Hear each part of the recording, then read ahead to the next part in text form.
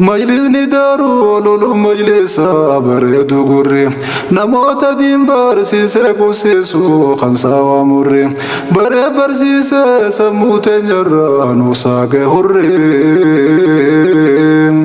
galatoomii sheekha kiyya qaali leenca tawaydaa shee Usmaan Durree. Majlisni daaruu lolu majlisa bareedu gurri namoota diin barsiisee kubsiisu kan saawaa murri baree barsiisee sammuu teenyarraa nu saaqee hurri galatoomii sheekha kiyya qaali leenca tawaydaa shee Usmaan Durree. Yeroo duraa yoo ilmi barachuu mana bahanii jaarsoo dhaqanii quraana lafzii achi baraanii achi godaanuun quraana finnaan oloo goraanii hararii fawwaa daa'ii faroomoo yarraan taraanii dhangaggoof garsaa langay qullubbii calaan qorraanii qobboo cehuudhaan harramillee yoo gayan goraanii yakkaa keessatti fegii barachuuf achiis turaanii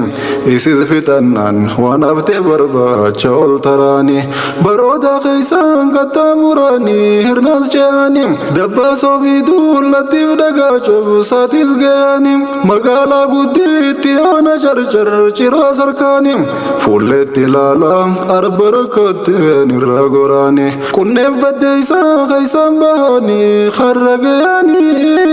ilmi barbaaduuf qommartiinuu ilmoon seenee harra gurguraa geenyaan achi waa garraan goraanii as qubachuudhaan waan asii harkaan asii baraanii achiin diqichaatti achi fiiguun achiis taraanii sheekh Bakri irrattis kitaabanaawii garii baraanii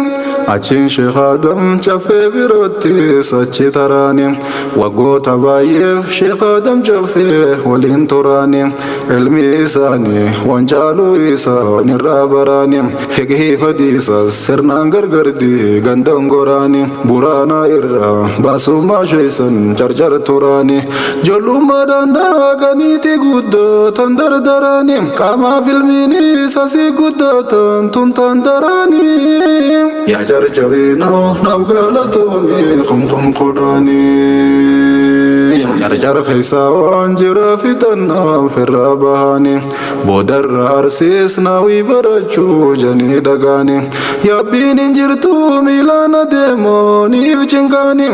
qabbaana isii dadhabnaan arsiirraa hisbaanii karaa bahaa deeffatan fakkaattee fuullee isaanii sheekh Ahmad Watar bira barachuu dhayaan isaanii meelaali kottuu ilmi baruuf waan isaan tahanii rabbiin jazaa'ee isaanii agalchuu fi jannataanii rabbiin jazaa'ee isaanii agalchuu fi jannataanii wahin siif ibsaa osoo na dargee bahaan dhufeeni mudannoo isaanii tan carcar keessatti qunnamaanii